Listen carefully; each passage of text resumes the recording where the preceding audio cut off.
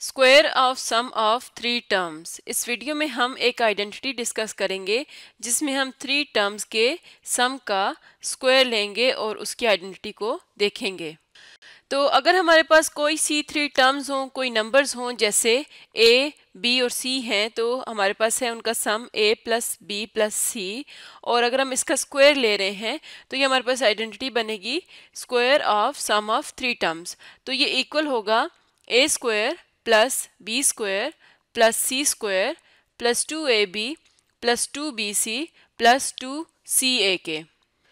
तो पहले हम इस आइडेंटिटी को डिराइव कर लेते हैं कि ये हमें कैसे मिलती है, उसके बाद हम इससे रिलेटेड एक एग्जाम्पल देखेंगे। तो ये जो आइडेंटिटी है थ्री टर्म्स के सम के स्क्वायर की, इसको हम सॉल्व करेंगे टू टर्म्स का सम जब हम लेते हैं और उसका स्क्वायर लेते हैं उस आइडेंटिटी की मदद से। तो वो होती है a plus B whole square is equal to A square plus 2ab plus B square. तो इस आइडेंटिटी को यूज़ करते हुए, क्योंकि ये टू टर्म्स के सम के स्क्वायर को शो कर रही है, तो हम थ्री टर्म्स के सम को शो करने वाली एक आइडेंटिटी इसी से फाइंड आउट करेंगे। तो ये जो आइडेंटिटी है इसमें हमारे पास है a प्लस बी प्लस सी, इसके अंदर तीन टर्म्स हैं। तो हम कोई सी दो टर्म्स को ज्वाइन करके या उनका एक ग्रुप बना लेंगे, यानी कि अगर हम a को एक ही टर्म लें और b प्लस सी को दूसरी टर्म लें, ये पहली टर्म आ गई और ये दूसरी टर्म आ गई। तो अब हम इसको इस तरह से ले सकते हैं कि पहली टर्म प्लस दूसरी टर्म होल स्क्वायर।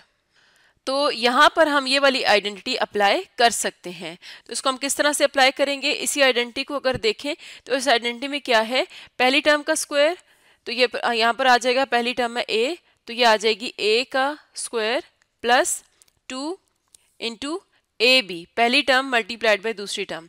तो पहली टर्म है a और दूसरी टर्म है b प्लस सी, प्लस उसके बाद है बी स्क्वायर यानी दूसरी टर्म का स्क्वायर, तो इसमें दूसरी टर्म है बी प्लस सी, तो ये आ जाएगा B plus C whole square. इसको सिंप्लीफाई करेंगे तो ये आ जाएगा ए स्क्वायर प्लस 2।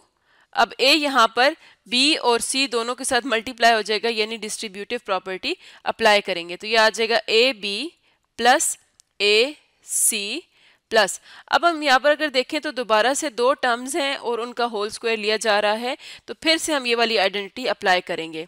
तो ये आ जाएगा b square plus 2bc plus सी स्क्वायर। अब सिंप्लीफाई कर लेंगे, ए स्क्वायर 2 को ए बी और ए सी दोनों के साथ मल्टीप्लाई करेंगे plus 2ab plus 2ac plus B square plus 2bc plus सी स्क्वायर।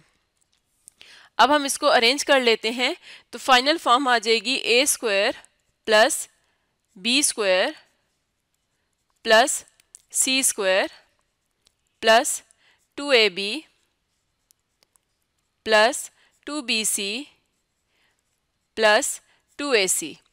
तो ये हमारे पास फाइनल फॉर्म आ गई, यानी कि ये जो था a plus B plus C whole square ये इक्वल होता है इस टर्म के। तो यहाँ से हमने देखा कि ये जो आइडेंटिटी है ये हम किस तरह से ड्राइव कर सकते हैं।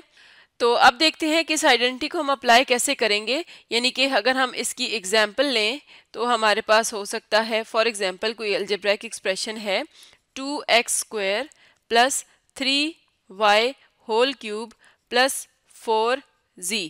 अब ये तीन टर्म्स ऐड हो रही हैं और इनका होल स्क्वायर लेना है और हमने देखना है कि ये किस चीज़ के इक्वल आती हैं। तो यहाँ पर हम square of sum of three terms का आइडेंटिटी को यूज़ करेंगे। तो आइडेंटिटी को अपने सामने रखेंगे और फिर हम इस पर अप्लाई करना शुरू करेंगे। तो आइडेंटिटी के मुताबिक हम पहले पहली टर्म का स्क्वायर लेंगे। तो पहले हम यहाँ पर लिख लेते हैं 2x square plus 3y cube plus 4z whole square is equal to, पहली टर्म, तीनों टर्म्स का हमने पहले स्क्वायर लेना है, a square B square C square. तो ये आ जाएगा 2x स्क्वायर का स्क्वायर प्लस 3y क्यूब का स्क्वायर प्लस 4z का स्क्वायर। उसके बाद है नेक्स्ट 2ab, यानी कि हम यहाँ पर नीचे लिख लेते हैं 2, पहली टर्म है 2x स्क्वायर मल्टीप्लाइड बाय दूसरी टर्म 3y क्यूब प्लस 2, उसके बाद है bc यानी सेकेंड टर्म और थर्ड टर्म। तो सेकेंड टर्म है 3y क्यूब और थर्ड टर्म है 4z, और इसी तरह अब हम नेक्स्ट टर्म देखें तो ये है 2ca, यानी कि लास्ट टर्म और फर्स्ट टर्म। तो हमने पहले क्या किया, तीनों जो टर्म्स थी उनका बारी बारी स्क्वायर लिया, फिर 2 के साथ पहली दो टर्म, फिर अगली दोनों टर्म्स, और फिर पहली और आखिरी टर्म, इन तीनों को बारी बारी मल्टीप्लाई किया।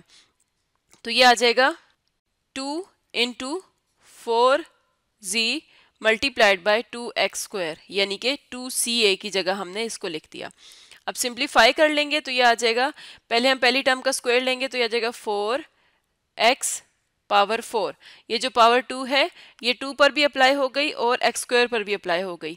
2 पर होगी तो 4, x स्क्वायर पर होगी तो x पावर 4, प्लस अब ये जो पावर 2 है ये 3 पर जाएगी तो 9 हो जाएगा, और y क्यूब पर जाएगी तो y की पावर 3 है और ये 2 है, 3 2 ज़ार 6, प्लस अब ये स्क्वायर 4 पे जाएगा, 4 4 ज़ार 16, और z की जगह आ जाएगा z स्क्वायर, तो यहाँ पर हम लिख देंगे z स्क्वायर, प्लस अब यहाँ पर जो कांस्टेंट्स हैं इस टर्म में इनको आपस में मल्टीप्लाई करेंगे, 2 2 ज़ार 4, 4 3 ज़ार 12, और यहाँ पर है x स्क्वायर y क्यूब, तो इसके साथ आ जाएगा x square y cube, plus 2 3 ज़ार 6, 6 4 ज़ार 24, तो यह आ जाएगा 24 y cube into z, plus 2 4 ज़ार 8, 8 2 ज़ार 16, 16 z x स्क्वायर, तो x स्क्वायर को पहले लिख देंगे क्योंकि वो अल्फ़ाबेटिकली ऑर्डर में अगर लिखें तो पहले आता है, तो x स्क्वायर z आ गया।